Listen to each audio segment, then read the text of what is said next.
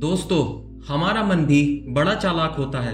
वह हमें अपने ही जाल में फंसा लेता है और अपने मन के जाल में फंसकर हमारे अंदर बहुत से अंधविश्वास जन्म लेते हैं। ऐसा नहीं है कि हर अंधविश्वास गलत होता है, लेकिन जीवन में होने वाले ज़्यादातर अंधविश्वास गलत ही होते हैं और उनका हमारे जीवन पर क्या प्रभाव पड़ता है, आइए जानते हैं महात्मा बुद्ध के विचारों से। एक बार महात्मा बुद्ध एक नगर में घूम रहे थे। वह लोगों को देख रहे थे और भ्रमण कर रहे थे। घूमते घूमते गौतम बुद्ध नगर के बाहर बनी एक नदी के पास पहुंचते हैं। वह देखते हैं कि नदी के किनारे बहुत से लोग घूम रहे हैं और उन सभी ने बहुत मोटे मोटे और गर्म कपड़े पहने हुए हैं, क्योंकि उस समय कड़ाके की ठंड पड़ रही थी। लेकिन तभी गौतम बुद्ध की नज़र एक व्यक्ति पर पड़ती है जो नदी में डुबकी लगा रहा था और ठंड से कांप रहा था। यह देखकर गौतम बुद्ध को बड़ा आश्चर्य होता है। उनसे रहा नहीं जाता। वह उस व्यक्ति के पास जाते हैं और उससे पूछते हैं कि जब तुम्हें इतनी ठंड लग रही है और तुम कांप रहे हो लेकिन फिर भी नहा रहे हो। फिर गौतम बुद्ध उस व्यक्ति से नदी में डुबकी लगाने का कारण पूछते हैं। वह व्यक्ति बताता है कि वह आज सुबह सुबह नदी में नहाकर मंदिर में भगवान के दर्शन के लिए जा रहा था कि तभी उसका पैर एक मेंढक पर पड़ गया और वह अपवित्र हो गया। इसलिए वह पवित्र होने के लिए नदी में डुबकी लगा रहा है। व्यक्ति की बात सुनकर गौतम बुद्ध मुस्कुराते हैं और उससे पूछते हैं, क्या तुम मुझे बता सकते हो कि वह मेंढक कहाँ रहता है? वह व्यक्ति बोला, मेंढक पानी में रहता है। महात्मा बुद्ध फिर व्यक्ति से कहते हैं, तो तुम इस पानी में डुबकी लगाने से पवित्र कैसे हो सकते हो? और अगर तुम इस नदी के पानी में नहाकर पवित्र हो सकते हो तो फिर तुम अपवित्र कैसे हुए? क्योंकि वह मेंढक तो हमेशा ही इस पानी में रहता है, तो वह पहले से ही पवित्र होगा। बुद्ध की बातें सुनकर वह व्यक्ति थोड़ा चौंक जाता है और कांपते हुए उस नदी से बाहर आता है। गौतम बुद्ध उस व्यक्ति को एक वस्त्र उठाकर देते हैं और कहते हैं कि अंधविश्वास किसी भी बात का मत करो जब तक कि वह तुम्हारे खुद का अनुभव ना बन जाए।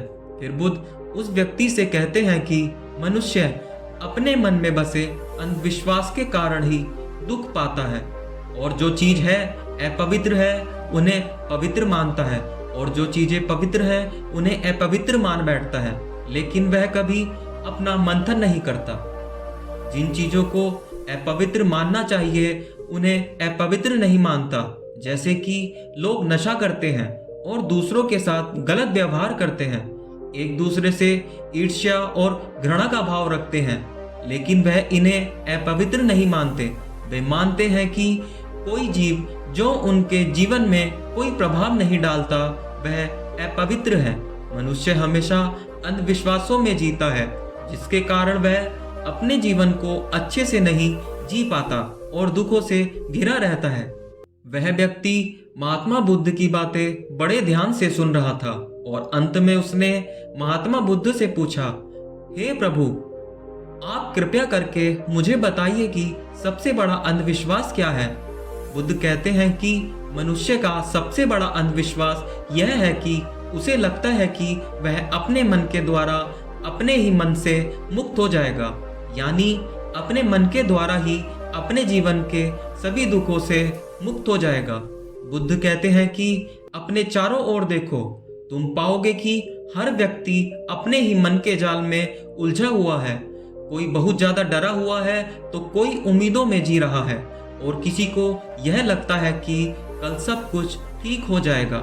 लेकिन वास्तविकता यह है कि जब मनुष्य अपने मन को नहीं समझेगा तब तक कुछ भी ठीक नहीं कर सकता। यही शाश्वत सत्य है। वह व्यक्ति बुद्ध से पूछता है कि हम अपने मन के जाल से कैसे बच सकते हैं। इस पर बुद्ध उसे बताते हैं कि जागरूकता के द्वारा यह संभव है। यदि हम हमेशा जागरूक रहें और किसी भी कार्य को करने से पहले यह सोचें कि हमारा मन हमसे क्या करवा रहा है और क्या हम वह करना चाहते हैं, और उस कार्य को करने के बाद क्या हम वहां तक पहुंच पाएंगे जहां हम पहुंचना चाहते हैं। हमारा मन हमारी जागरूकता को दबाने का प्रयास करता है, लेकिन अगर हम बार बार जागरूक रहने का प्रयास करें तो यह संभव है कि हम अपने मन के जाल से बच सकते हैं।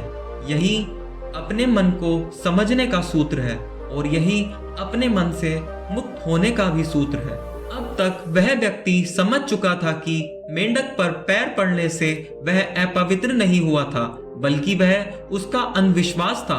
अब तक उसकी सारी ठंड उतर चुकी थी और वह गौतम बुद्ध के चरणों को स्पर्श करके उनका धन्यवाद कर रहा था। तो दोस्तों, यह थी आज की कहानी। इस कहानी में गौतम बुद्ध ने हमें बताया है कि हम कैसे अंधविश्वास से बच सकते हैं।